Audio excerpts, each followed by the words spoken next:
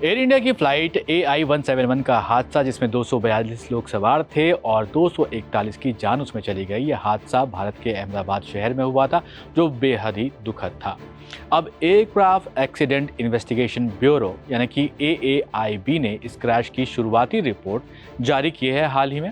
उसके बाद से इस रिपोर्ट को लेकर कई तरह की बातें सामने आ रही हैं। ये रिपोर्ट शुरुआती है और पूरी रिपोर्ट आने के लिए लगभग 1 साल का वक्त इसमें लगेगा। अब सवाल ये कि ये रिपोर्ट आखिर तैयार कैसे की जाती है, AAIB क्या है, समझते हैं इस वीडियो में। मेरा नाम है सैयद सोबान, आप देख रहे हैं स्विच।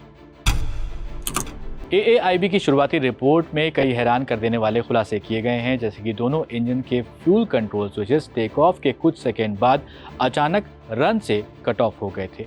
पायलट में से एक ने पूछा, तुमने फ्यूल क्यों काटा? दूसरे ने जवाब दिया, मैंने नहीं किया। अब सवाल उठ रहे हैं, ये स्विचेस अपने आप कैसे बंद हो गए? क्या टेक्निकल कोई प्रॉब्लम आई थी या फिर कुछ और हुआ? इन सब सवालों के जवाब खोजने की जिम्मेदारी किसकी होती है और ये जांच कैसे की जाती है, इसकी पूरी डिटेल यहाँ पर हम समझने की कोशिश कर रहे हैं। एयरक्राफ्ट क्रैश की जांच कौन करता है? सबसे पहले सवाल ये है, इसको समझते हैं। दुनिया में सिविल एविएशन से जुड़े रूल्स शिकागो कन्वेंशन 1944 से तय होते हैं। इस कन्वेंशन के तहत बनी एक अंतर्राष्ट्रीय संस्था है जिसे ICAO यानी कि इंटरनेशनल सिविल एविएशन ऑर्गेनाइजेशन कहा जाता है। इसमें दुनिया के 193 देश शामिल हैं, जिनमें कि भारत भी आता है, अमेरिका भी है, UK भी है।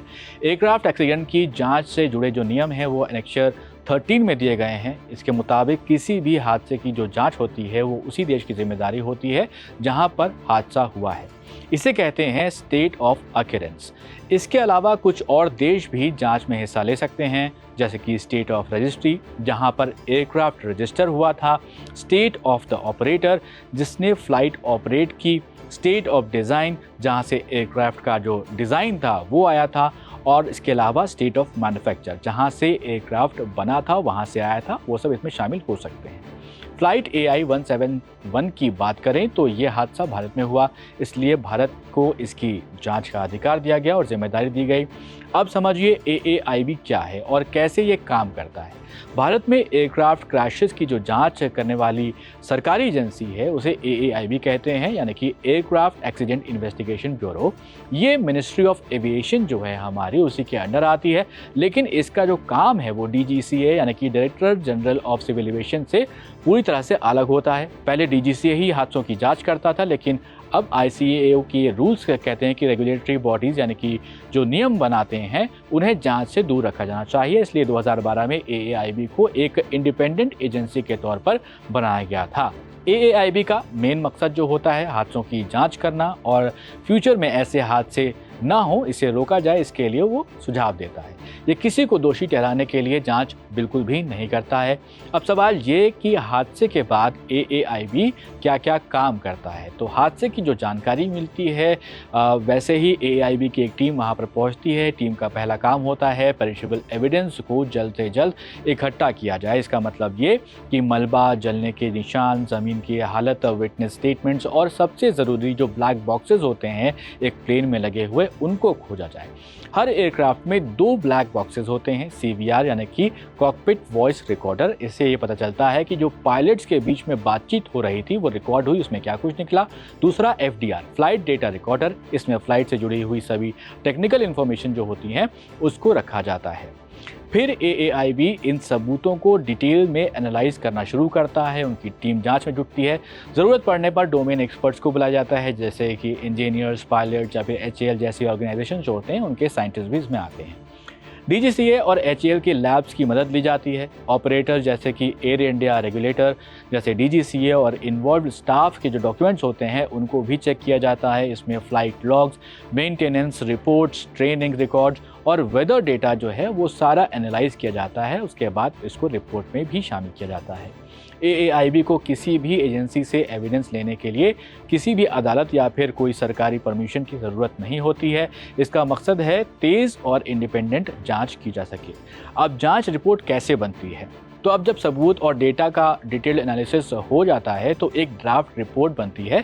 ये रिपोर्ट पहले AAIB के जो डायरेक्टर जनरल होते हैं उनको भेजी जाती है। वहाँ से फाइनल अप्रूवल के बाद इस रिपोर्ट को पब्लिक किया जाता है। जैसा कि आपने अभी रिसेंटली देखा, जो प्रिलिमिनरी रिपोर्ट आई है उसको अपने पब्लिक किया गया है। फाइनल इन्वेस्टिगेशन रिपोर्ट ICAO और बाकी राज्यों को भी भेजी जाती है ताकि कोई इंटरनेशनल सेफ्टी लेसन सीखा जा सके।